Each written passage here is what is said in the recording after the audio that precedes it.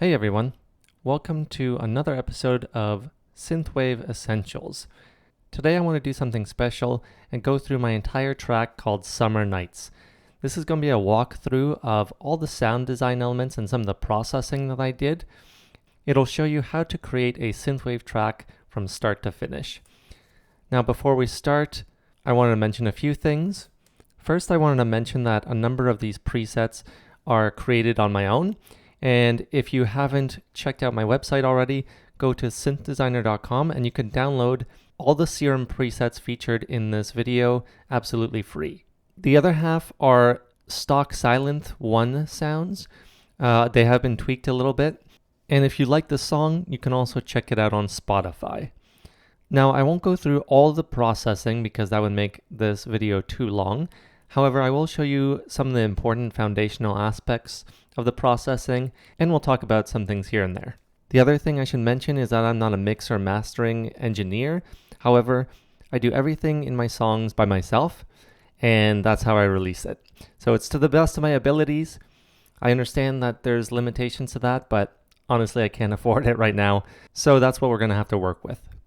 The purpose of this video is really not to show off my song or skills or whatever. It's about inspiring you, the viewer, to kind of get some ideas maybe for your own songs. And of course, just putting more knowledge out there. There's not tons of these tutorials available on YouTube specifically about synthwave. So I thought it'd be a fun kind of exercise to go through.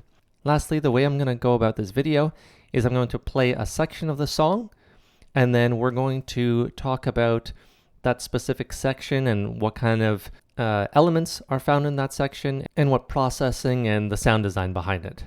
So let's get started. Before I start, I just want to mention one last thing. It's that the song is in 132 BPM, and I don't remember the exact key. Maybe we'll find that out as we go along. But here's the intro.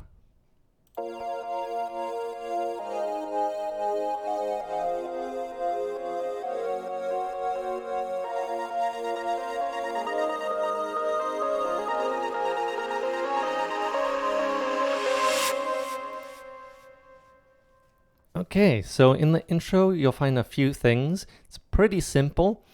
It has the main synth, which is pattern 13 down here.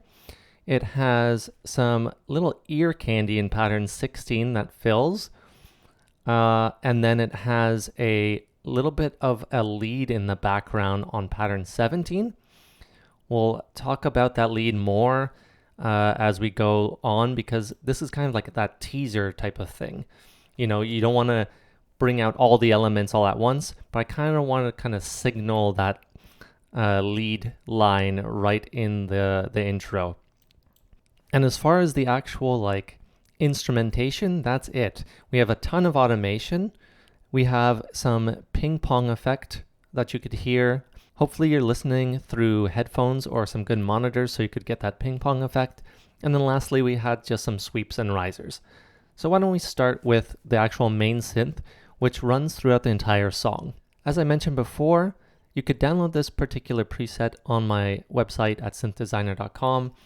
It's part of my Synthwave Essentials Volume 2 pack, and it's called Whistly. So let's just hear how it sounds on its own.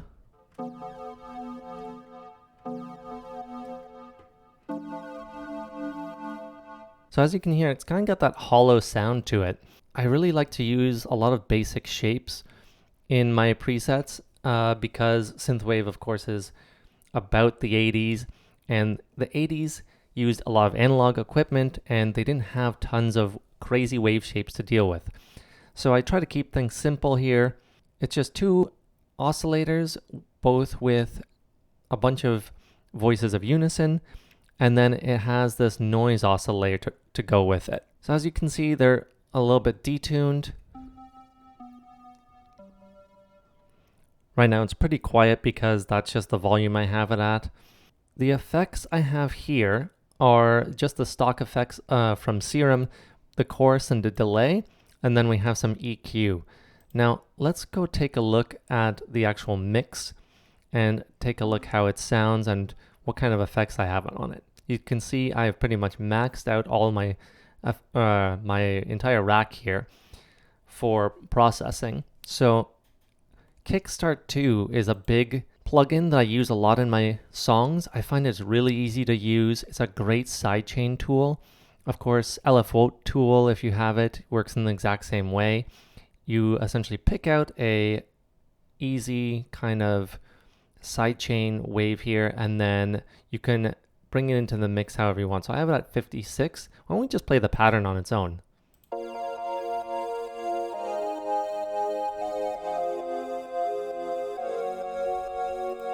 So you could hear that kind of sidechain effect, that slight pumping sound that brings the synth kind of more of a character. Without it, here's how it sounds.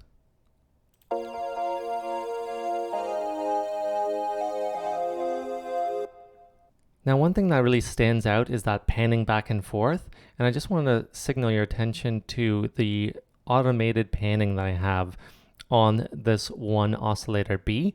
So it kind of gives that whooshing back and forth that we can hear. So even without kickstart, it kind of has that kind of almost pumping effect just because of the panning. But back to the mix, one other important aspect of it is I have the Fruity Love filter. Now that here is actually only on the intro. Afterwards, I just let it go to 0. So let's just hear how it sounds without the Love filter. You'll notice that there's a lot more higher frequencies here, so let's play it.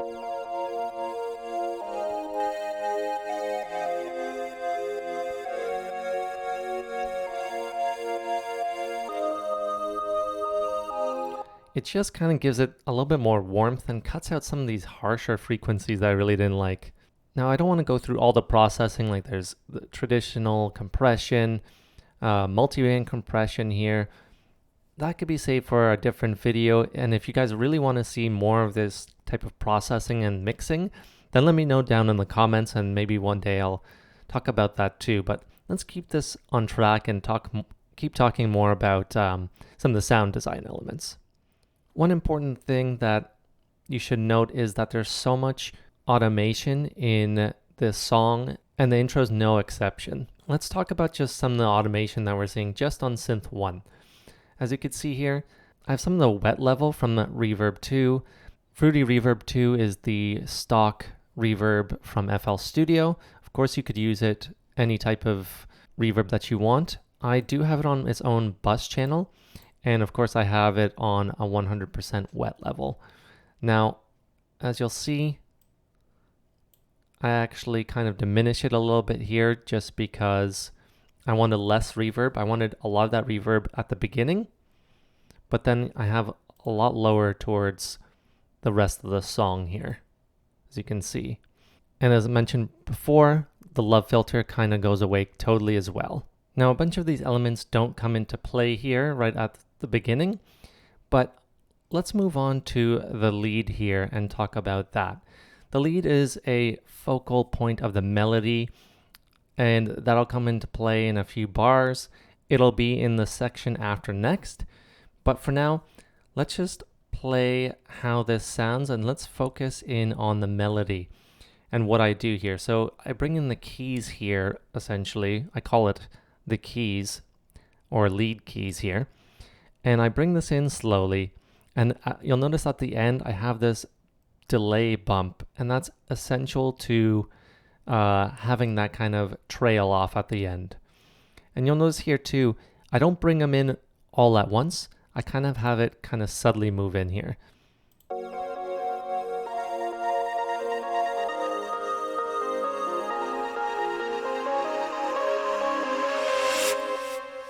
You could hear that trail off from the delay. I don't want to spend too much time on the lead here because we will get into it once it's more prominent in the mix. But I kind of want to show you just a cool way of introducing a lead melody without throwing in your face right away. Here I have this ear candy fill in pattern 16. So let's talk about that and how this sounds. So I use Silent here for this one. This is a gated called GAT G string. And that's it. So if we focus in on this, let's hear how it sounds. So you can hear I have it pitched up. Tons of reverb on it now.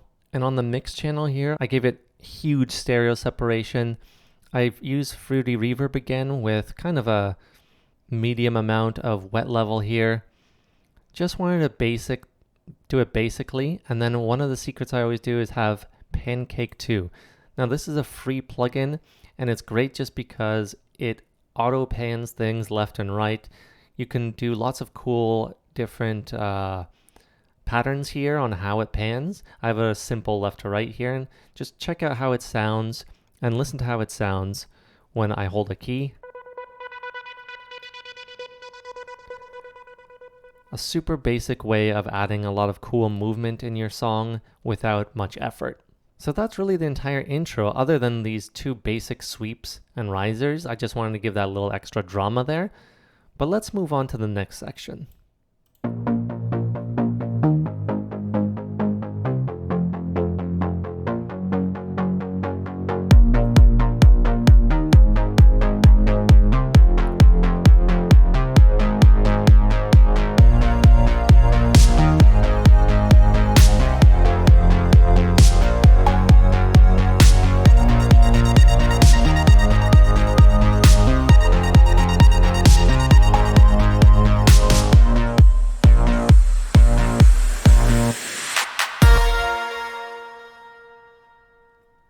Oh, I gave away a little bit of the next section actually. But let's just focus in on this little bit here and what we have. So we have pattern 1 here at the top, and that's our bass. Our sub bass comes in slightly later. I separated the two and we'll talk about that. That's pattern 18. Then I have a few quick different drum patterns. Let's take a look here. Just in this short section, I have patterns 6, 5, 10, and 2. Number 10 is just a quick little fill here with claps. 2 here is this little repeated kick drum. And then 6 is this 4 on the floor kick drum. And then 5 brings in the occasional snare here. And of course we have our main synth playing as well, but we're not going to talk about that since we already went through it. So let's start here with the bass. Pattern 1. So once again, this is part of my Synthwave Essentials Volume 2 pack. This is called Funk Bass.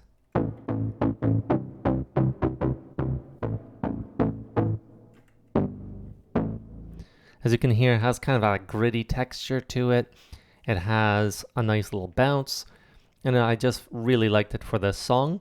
It's pitched down several octaves just because I want that depth to it, but I'm also allowing a little bit more of the high end.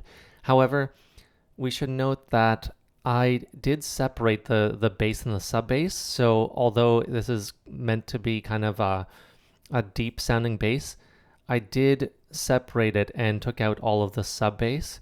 Let's take a look at it in the mix. As you can see, I cut out the sub bass here, and then I used a different preset for the sub, which we'll talk about in a second. Once again, I have Kickstart 2 on 59% of the mix. Again, that's meant to kind of give that bounciness to it. So let's listen to it once more just on its own.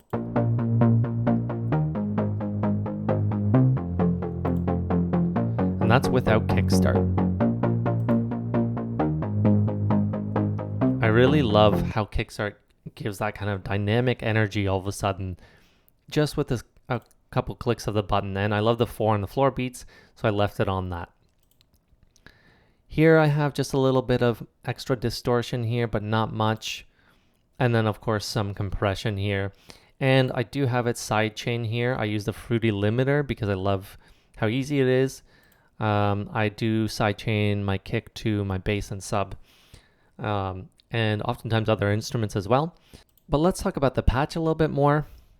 On the effects rack I have some distortion. The EQ really does nothing. I don't know whether that's even on. Then I have some compression and a little bit of reverb, very, very subtle. Don't want too much reverb on bass. Other than that, I use the LFO just to kind of give it a little bit more dimension by manipulating the fine tune. But aside from that, pretty simple patch. I use a couple pulse waves here to create that bass. Now to complement that, let's move on to pattern 18 and look at the sub bass. And here I use Silent 1 called LM bass. So this has a sustained sound to it, but I do use it as more of a just kind of a bouncy bass too, and it works really well, I think.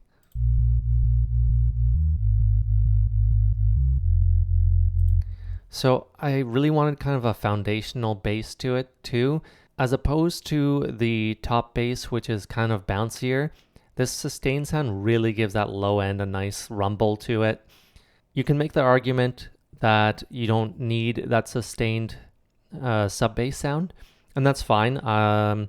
I just felt that it really fit well together. I kind of want to play both the sub bass and the bass for you together, and you can make your own conclusions on how you like it. So let's solo these two.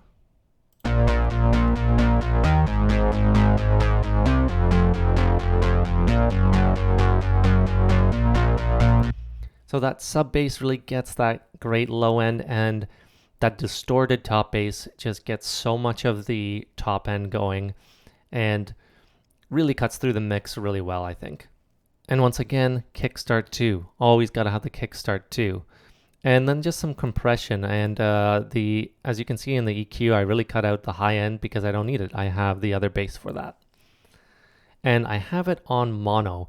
Sometimes any sub bass really needs to be on mono, so there's no separation at all. So let's move on to the drums here. Now, I don't create my own drums ever. I always use samples, and let's take a look at some of the samples I used here. And let's start with pattern 5. So as you can see here, I have layered my kicks here. I have this kick, really kind of punchy, beefy sound to it. Then I have this one, really all about the low end there. And in my EQ, since this is about the low end, I took out a bunch of what I felt like was kind of rumble here, and then I cut out some of the high end. And then this one, I EQ'd it to include a lot of the top end, and really they complement each other really well, I think. And between the two, they really give a ton of punch. So let's just hear how pattern 5 sounds just with the kicks.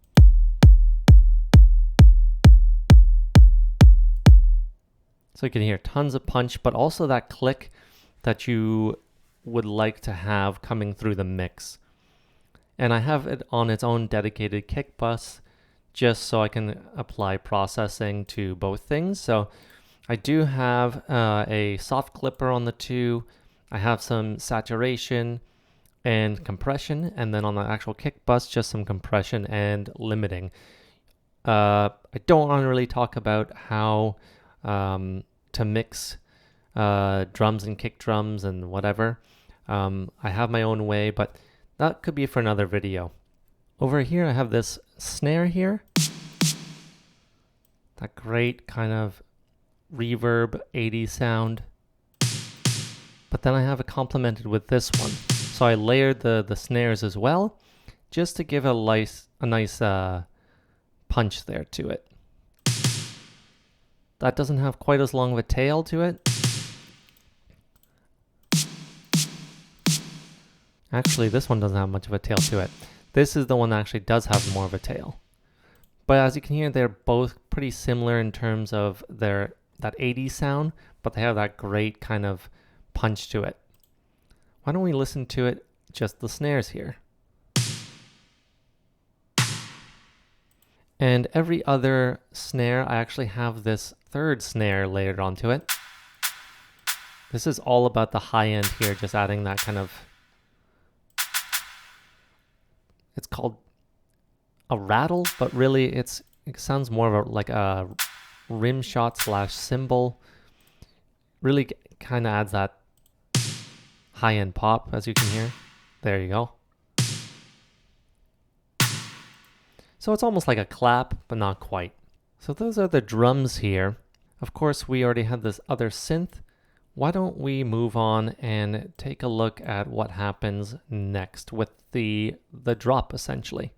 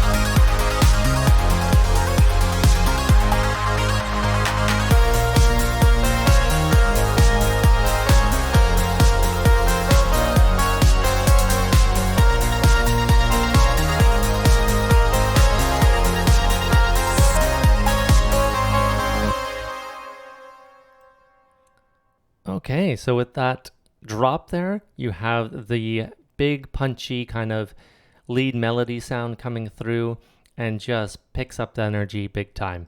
So why don't we talk about the drums to start with, and then we'll go right into the lead melody. So a great way to pick up energy in any song is to give it some cymbals or hats. Now, in the last section, we talked about the kick drum and the snare coming in. Now is where the hats come in and really picks up the energy of this song. Let's listen to it.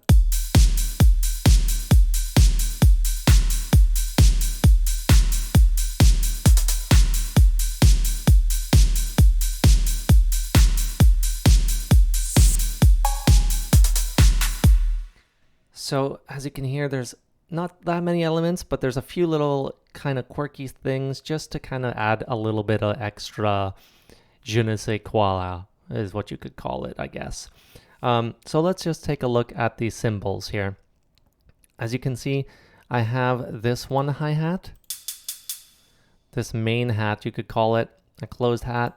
It's essentially a 4 on the floor type of deal. And then on the offbeats, I have this hat. Gives that open hat, and the open hat on the offbeats really gives that energy, right? Because you have the 1, 2, 3, 4, but then you have the ands, right?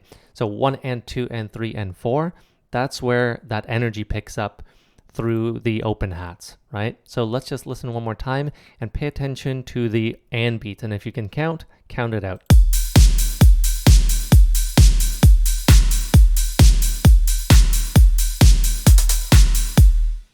Right?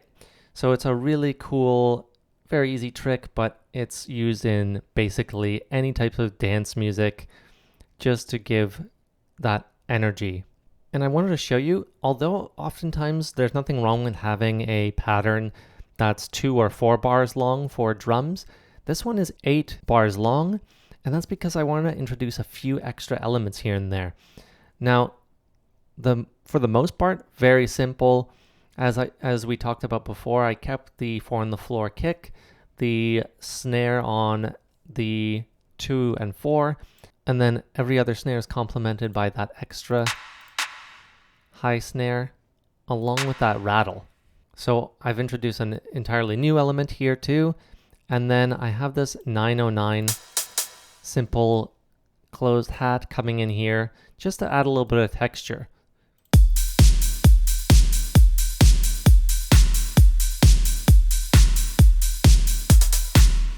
You hear that very, very obvious 909. I kind of liked it here. I don't know why, but I put it in, and I have it in at the end of the 4th bar and then towards the end of the 8th bar. Then I have 2 other elements, just adding a little bit of extra ear candy here. This reversed cymbal and this cowbell. Of course, it's the 808 cowbell, which sounds nothing like a real cowbell, but we all know it. So let's just play the latter half of this and listen to these little extra bits coming in.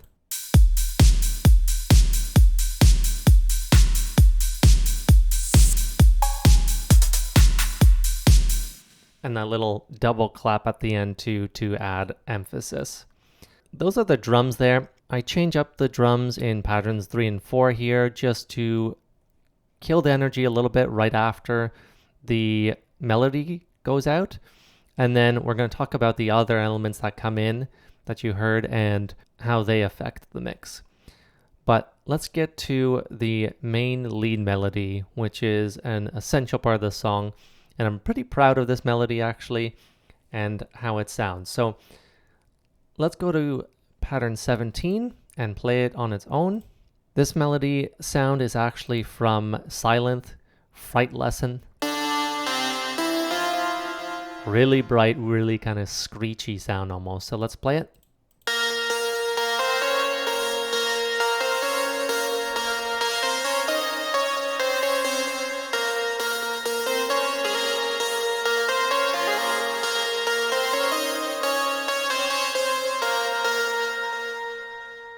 So as you can hear, it has tons of character, tons of brightness, just cuts through the mix like crazy.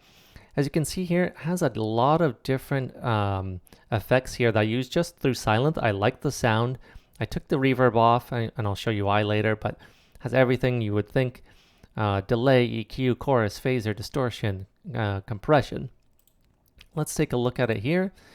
I put in even more compression here using OTT, some extra distortion using FabFilter Saturn, and then, of course, some extra delay, and I used a dedicated keys reverb, which is important because I actually had a backup keys, and let's just hear how that sounds on its own.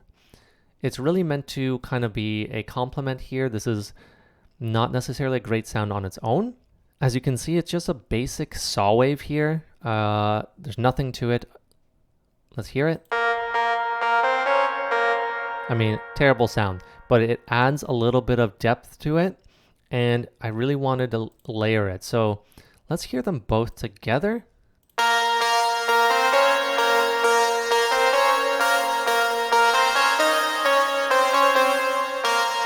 So you can hear how they complement each other really nicely, I think. One adds just a little bit of depth, while the other one really has that high-end kind of resonance to it. Let's just take a look at how I process them a little bit. The EQ here is important.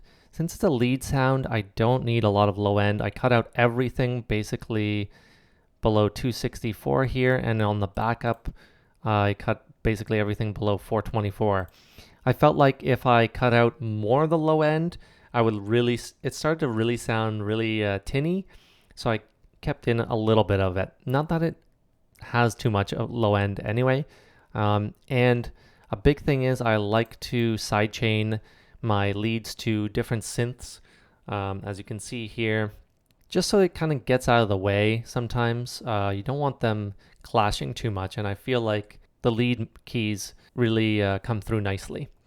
Real quickly here, I don't want to dwell too much on this actual particular patch, but as you can see, the resonance is way up, and it's really just about the saw waves here, and then a little bit of sine waves on here in part A. So there's quite a bit going on. The great thing about Silent is, of course, you can use these 4 different oscillators plus noise. Silent One is a great synthwave VST. I highly recommend it. It simply can do a little bit more, and it sounds a little bit more analog at times too than Serum. Of course, it has its limitations as well, but for synthwave, I love it. So as you can see, I have it pretty open here in terms of the cutoff. The LFO doesn't do a ton. It does add a little bit to the pitch, but it's really about that brightness. I felt like I needed something that could really cut through the mix, and it's really there, I think. So the next part, right after the lead melody, I have this synth that comes in. I named it ARP2. It's really about introducing a new element here, a new kind of rhythmic element that kind of joins this kind of pre-chorus, you could call it. This is kind of a verse section, a very short verse section. Since there's no lyrics, I really want to keep this section short. But let's just listen to this one section really quickly.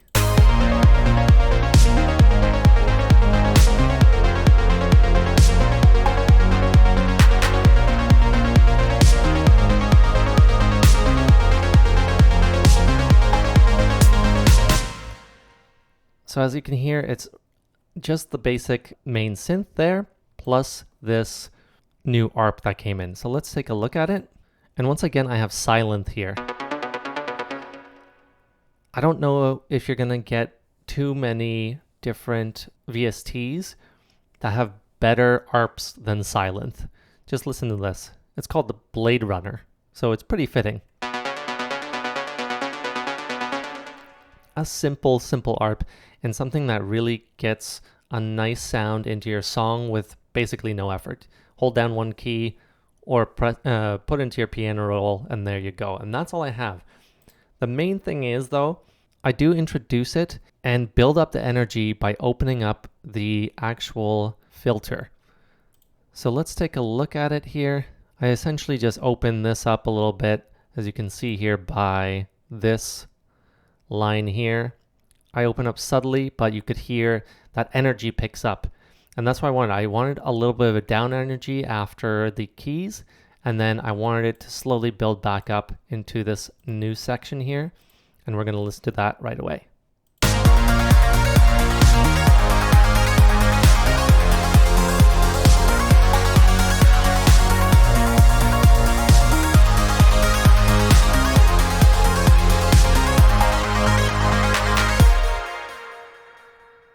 So there's a couple new elements right here. Let's start with that new arp again. This is called arp 1 in my actual arrangement, and then again silent. Arp Awesomeo.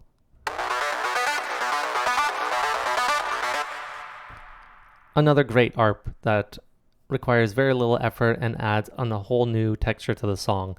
Really heavy on the saw wave, but also has a square, and then it has basically a bunch of different waves here. As you can hear, a lot of the low end is gone, and that's on purpose. I cut out everything below 548 because I don't need it. It's really meant to be kind of that upper register. And again, I have Pancake 2. This time a little bit slower just because I wanted it to kind of move more subtly. And then Valhalla Supermassive is on this. A huge, amazing reverb plugin that's absolutely free. Highly recommend it. It does so many things, has incredible settings. In this case, I didn't want to add too much reverb here. But as you can hear, has that great tail there. That's without it. So it has that, it gives it dimension really.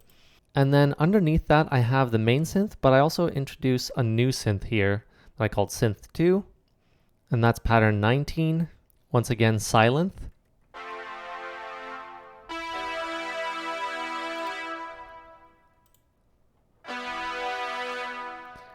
And this is really just meant to be a kind of a layer for Synth 1. And again, I cut out a ton of the low end and even some of the high end because I don't need it. Synth 1 does a lot of the work. This is meant to be a layer and kind of introduce something a little bit more interesting. Why don't we play this section of just Synth 1 and 2, and let's see how they add to each other.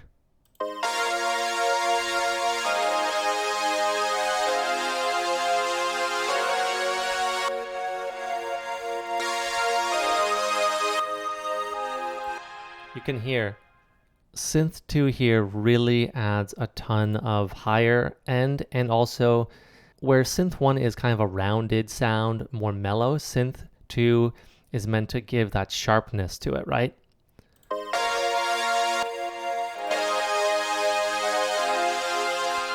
Totally picks up the energy a little bit, and again, I'm not at full energy here because I'm close to the lead coming back in, but I wanted to pick it up a little bit more, right? One last thing I want to talk about is this drum pattern here, pattern 4. It's slightly different from my other patterns, and I wanted to kind of talk about it briefly.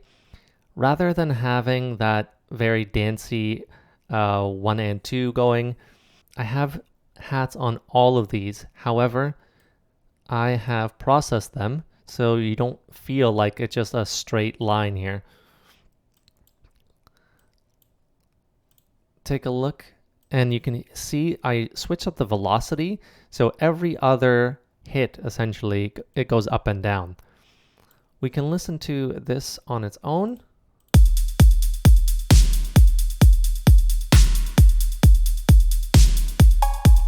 You can hear that hi-hat is really kind of bouncing up and down, and that's key because of the velocity changes, right? Without the velocity changes, you'd have essentially a very, very straight line, dull type of sound, right?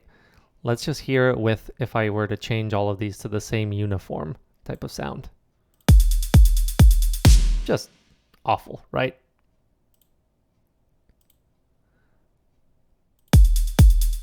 But here it is with that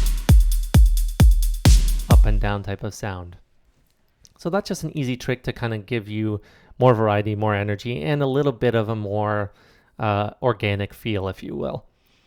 And a little trick that I like to do is, rather than using risers and downers, I guess, all the time, cut out a little bit of the drums at the end, and then you can really leave a little space here to kind of have a little bit of an energy pickup.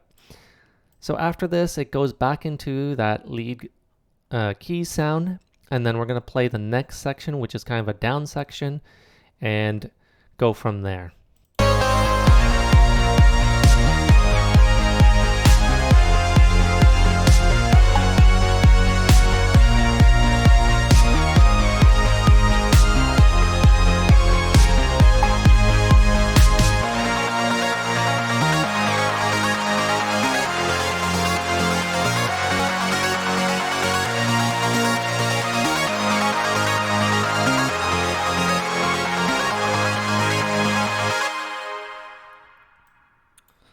So I actually forgot that there's that little extra bit before the totally down section.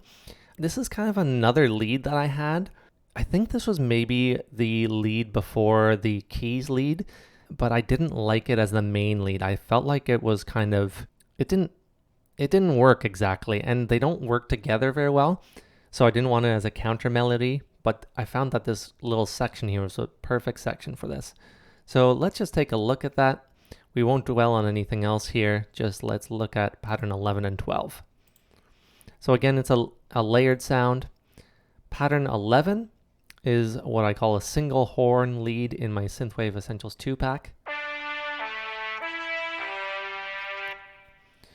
Has that great kind of, I don't know what you call it even, maybe a tinny sound. It really cuts out some of that high end, but also cuts out a bunch of the low end. Really a mid type of sound, right? And I don't mean mid in a bad way here. It's kind of a horn sound. It has a bunch of tube distortion here that I put on it. And as you can see, I EQ'd out a bunch of the highs and a bunch of the lows. But I gave it a little bit of that resonance here in this upper mid section.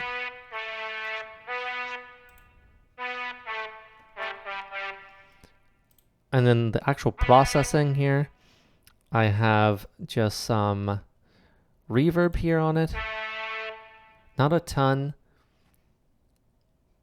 And then I like to use vinyl. This is another great free plugin. It's very low right now in the mix. It's only at 17%, but this warp section gives a nice kind of detunement to any sound, and I use this a ton in my songs. Now I can exaggerate it here. And in a lot of slower songs or like lo-fi songs, that would really work nicely here. But for now, I kept it at 17% just to give enough of a detune, and it kind of gives a more analog sound too. So let's take a look at pattern 12 here, which is the support. I called this one the brightest bulb, another one of my presets. A ton of compression. as you can hear. Let's take a look at it in the mix here. The lead support has some kickstart. Again, that's for that kind of pumping effect a little bit. Let's play these two together and see how they complement each other, because that's obviously the best way to get a sense of how they sound together.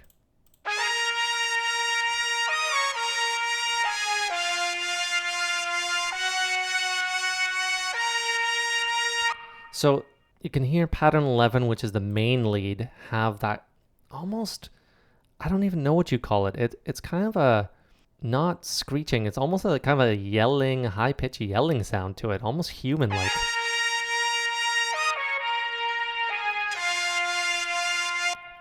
Then there's that screeching kind of sound from the support lead, and that's why I wanted only kickstart on this one, because I kind of wanted it to have a little bit of a differentiation, right?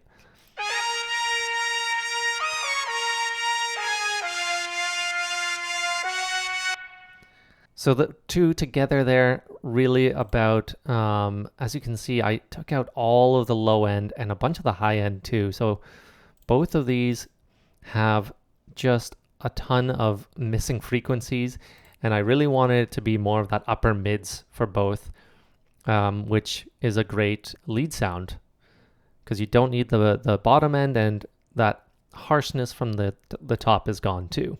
So towards the end of that, I have a little bit of automation, which is the delay, and it kind of kicks in here. So let's go from here and then talk about this down section that leads back into the lead melody and then a little bit of outro. But let's talk about this one first, this section.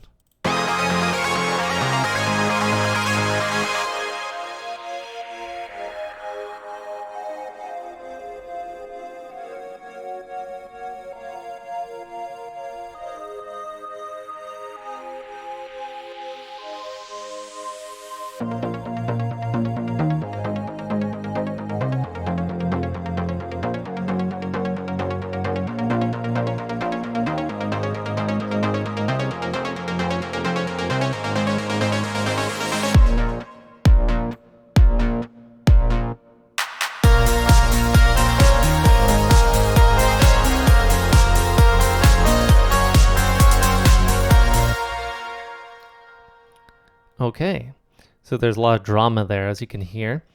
And this is obviously a kind of a mellowing out of the song and then quickly rising back up.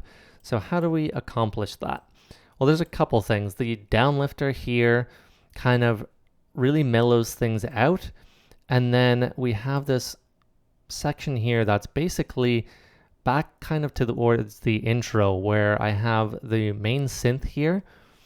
I automated a little bit of chorus here, and then I also automated the LFO, and that's not a huge change. It adds a little bit of subtlety, but as you can see, I even cut this out here, so it doesn't really do much other than bring it back to kind of a fundamental level that I wanted at for the ending.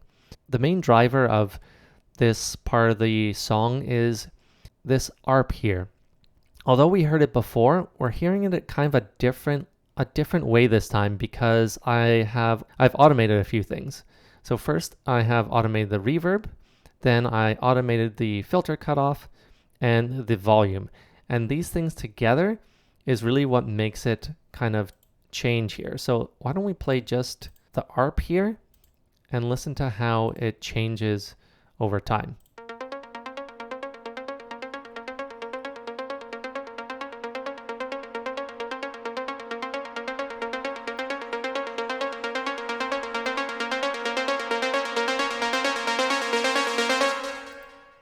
And that really drives the kind of energy back up.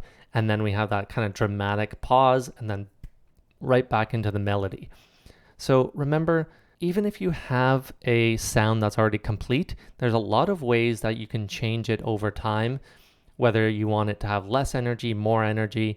In this particular instance, it's an ARP, right? So ARPs tend to kind of have a certain energy to it already. But by automating the filter cutoff, for example, and the volume, it allows me to change kind of the overall energy of the of the actual preset, and it kind of lengthens. You can hear the sound is really plucky to start, and it lengthens as the upper frequencies come in, and then it's a perfect way of adding just that extra energy to lead into the last section. And the last section is basically the chorus repeated. And then let's take a look at just the outro here from this bar and how we finish it off.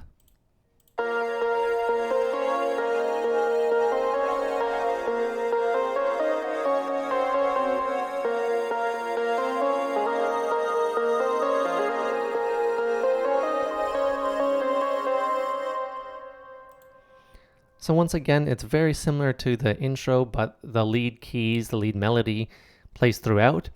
I took down the actual cutoff frequency to give it a more kind of, to get rid of all those upper harmonics. Then Synth 1 has some automation as well, but it's pretty simple. At this point, we're trying to kind of just finish off the song and kind of differentiate it a little bit from the intro, but kind of brings us back full circle.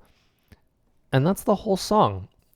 So I really hope that you kind of get a sense of how to kind of put together a synthwave song. What are some of the elements of synthwave music that we saw in this? There's a lot of saw-based leads, there's a lot of saw-based synths, and there's simple drum patterns that can be accentuated by little variations here and there. I didn't do anything too complicated here, I don't think. Of course, writing a song can be pretty complicated in its own right. I'm pretty proud of this song just because I really like the melody, but this is not meant to be a way of showcasing my music. This is really meant to kind of give you a sense of what you need to do to create the sounds that you want, and then how to put them together. I layer some stuff here and there, and just think about what kind of sounds sound good together. You don't need to repeat the exact same type of layer. Just see how they sound together and then see how they fit in a mix, right? The great thing is too, if you really want to have sounds of your own, you can either create them on your own or of course go to my website and download some preset packs for free. Or check out some of my other tutorials where I show you how to create these and maybe get inspired that way. Let me know down in the comments how you like this video. Is there something else you want me to talk about? Or do you feel like I left some things out, or was this pretty good? I really enjoyed making this video. I know it's pretty long, but I kind of wanted to get a sense of what you think about it. So feel free to send me a message or comment down below and let me know what you think. And I'll see you next time.